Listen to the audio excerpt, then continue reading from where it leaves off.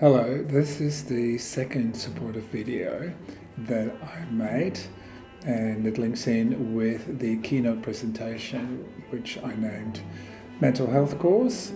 I transformed it into a video as well, so that's in the library in this section of university resources. And this video is on the concept of authentic self. So how many selves do we have? Well, one. But as I go to the mind map I made of on authentic self, hopefully you get the drift why I have an authentic self.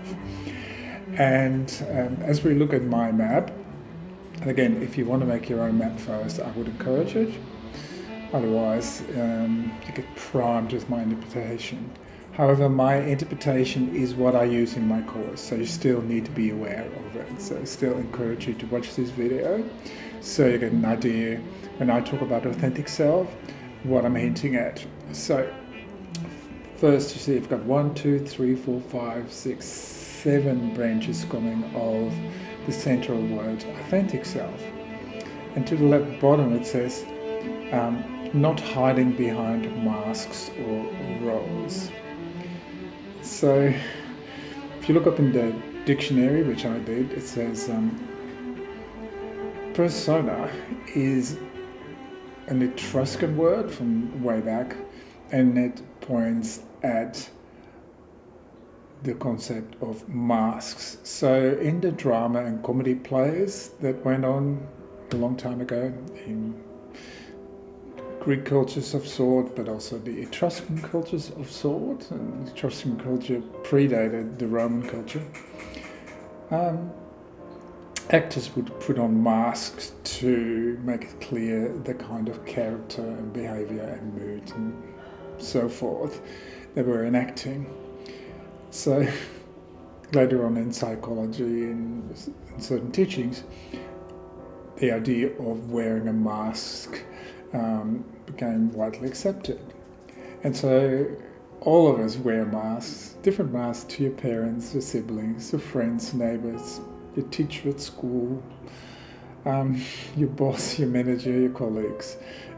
Depending on what your mind has worked out is the safest approach for you to stay psychologically safe, not lose your job, or not get the night shift and not have to work at Christmas time, and so forth.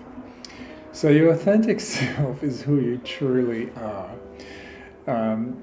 I think even the 12-step program, there is this idea of taking off the mask. Stop pretending that you don't have a shadow with all of your weaknesses, but also your strengths and your talents.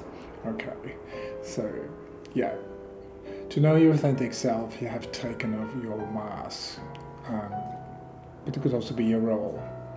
I mean,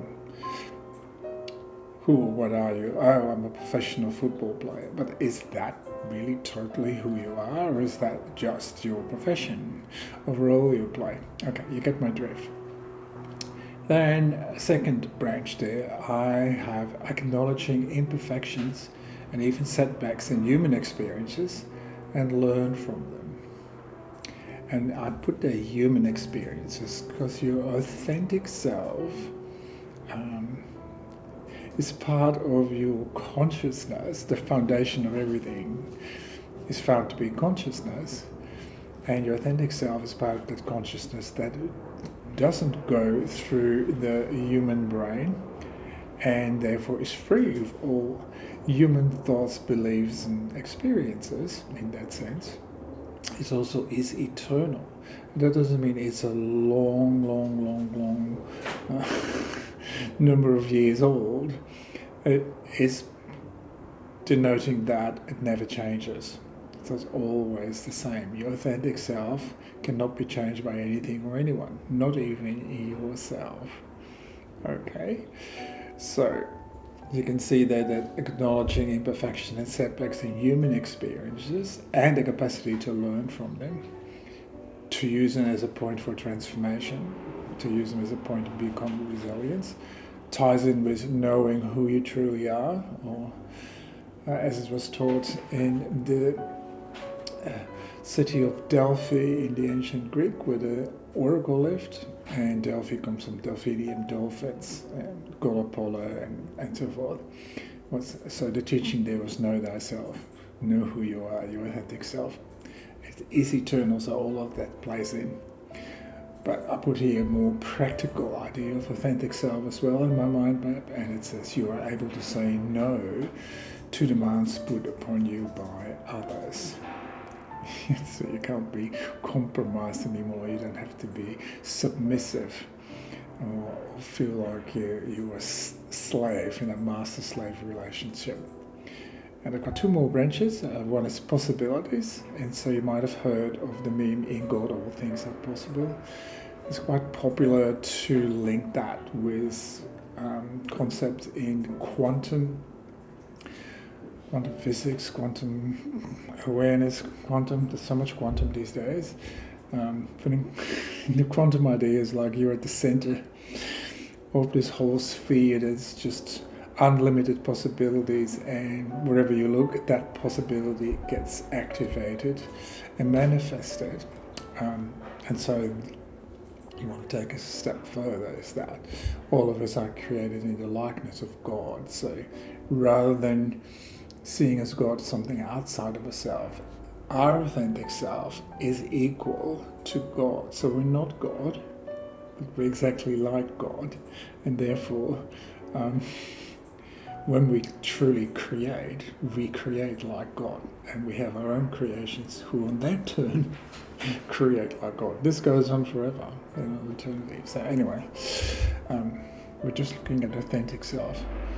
And then the last branch there is self-awareness. So you must be aware of your powers and potential as an authentic self, but also be aware of all the biases, heuristics, and stereotyping that and other shortcuts that goes on in your human mind, particular unconscious or subconscious